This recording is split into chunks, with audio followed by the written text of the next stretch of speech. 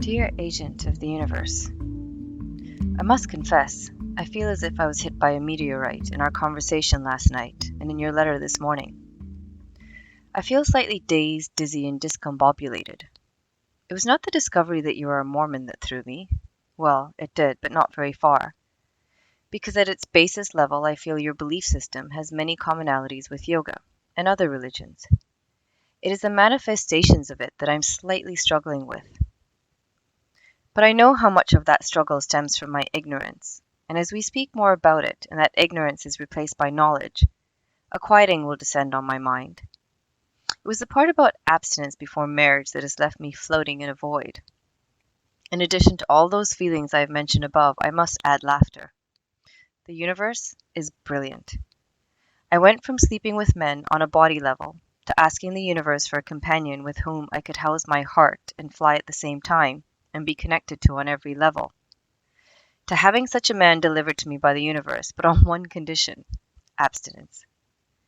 If we are following the laws of the universe, well then, I just went from a low vibration of lustful sex to a super high vibration of no sex. I did say that opposites are only opposites based on the degree of one's vibration.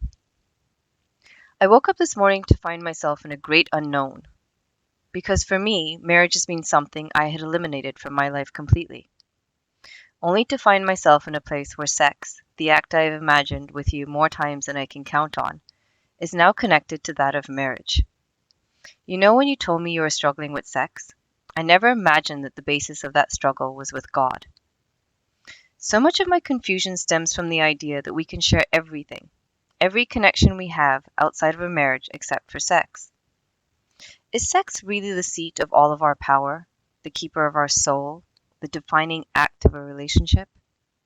Have we given it more energy and attention than, say, lying, non-violence, non-stealing, and attachment? And if it is the seat of our power, then shouldn't two people make sure that there is a deep-seated connection at the level of sex before embarking on a lifetime of fidelity, loyalty, and commitment? I don't know the answers, but I do know that sex is where Christianity and yoga diverge. The fourth form of self-control in yoga is sexual purity. In the ancient times, sexual purity was defined as chastity, the act of refraining from every type of sexual activity. However, scriptures acknowledge that chastity arose at a time where people who engaged in yoga had already made that commitment. And what it really meant was to not commit adultery, to cheat, because this is by far one of the most harmful things we can do to someone, as the pain has far-reaching repercussions not only on the participant, but on families, friends, and kids as well. Adultery also deeply affects those that commit the act, planting negative seeds in them, so they find that for the rest of their life they continue to experience unhealthy relationships, and the search for a suitable companion remains elusive. In fact, in ancient texts, sex was condoned between two consenting adults who had reached an age of responsibility, as long as they did not have commitments to someone else. Let's take a step back here in yoga. It is explained, as I have before, why we are so deeply attracted to sex. Remember how we spoke of energy channels, the main one called Sushama, that runs from the base of your spine to the crown of your head? That when opened allows for strong, elevated emotions to flow through it so that we reach a state of bliss, enlightenment, nirvana. However, from the time we are in the womb, that middle channel begins to be choked from the side channels that start from behind our nostril and run down the left and right side of our body, intersecting the main channel in three places: at the top of our spine, the mid-spine, and the lower back, which, not coincidentally, is where we often experience back and neck pain. These side channels are known as Ida and Pingali. Not surprisingly, our spine, our nervous system, skeleton, etc. develop around and mirrors these energy channels known as nadis, of which there are over 70,000 of them in our body. In science, we call them arteries, veins, capillaries, bronchioli, nerves, lymph canals. Remember the side channels representing our thoughts and our thoughts about thoughts? The left channel, Ida, our feminine side, Also coincidentally where most of the nerves and pressure points for our parasympathetic system reside, the system in which our unique creativity stems from, the source of our energy expansion, the yin in us. And the right side is Pingali, the sun, the masculine, sympathetic side, grounded in the earth and the source of our will. It is where these channels that stem from our nasal area intersect with the main channel that our choke points are created. But I digress. When our side channels are flowing with positivity, kindness, giving, compassion, our middle channel cracks open and you experience something akin to bliss. We also feel this at the end of a good yoga practice, as the poses and breath work seek to open the choke points and let energy flow through the main channel. You know that overwhelming feeling of love that you sometimes get, where you just want to explode? Where you feel like you're floating and something in you has opened, being untethered and released? That is what happens when the middle channels experience openness at the level of the heart. In fact, when we are dying, our side channels dissolve and the middle channel opens completely, which is why so many people see angels, spirits, and light when they are dying. However, there's another point when for a brief moment the spirit breath flies up the middle channel and we experience extreme elation. It is when we orgasm. Even if you understand none of the above, when you experience that fleeting feeling of ecstasy akin to enlightenment, you want more of that feeling. But like the orgasm, the feeling is temporary and does not create a lasting transformation in you. Yet, we chase it time and time again through sex, instead of doing the work so that we can feel this way most of the time. But refraining from sex is also about the conservation of your energy. When sex is aggressive, fast, and unconnected, you lose your energy with every orgasm, as well as with all the negativity that accompanies such sex. Energy that could be used to fuel your internal growth. Brahmacharya is all about not letting your senses, and hence urges, rule your behavior. Because anything that causes turbulence in our mind gives rise to low vibrational emotions that drain us.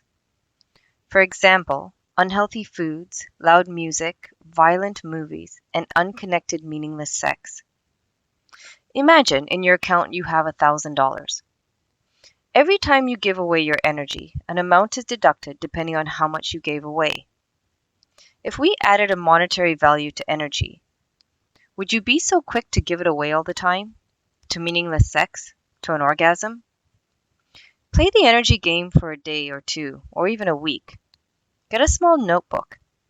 Every time you give your energy away, deduct 20 euros from the account and make a note of it.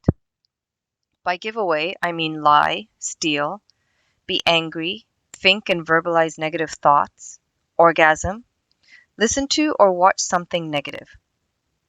In another column, give yourself 20 euros every time you say no to something that will drain your energy, every time you excuse yourself from an energy draining conversation, every time you sit for 5 minutes or more to meditate or do something positive for yourself or for someone else.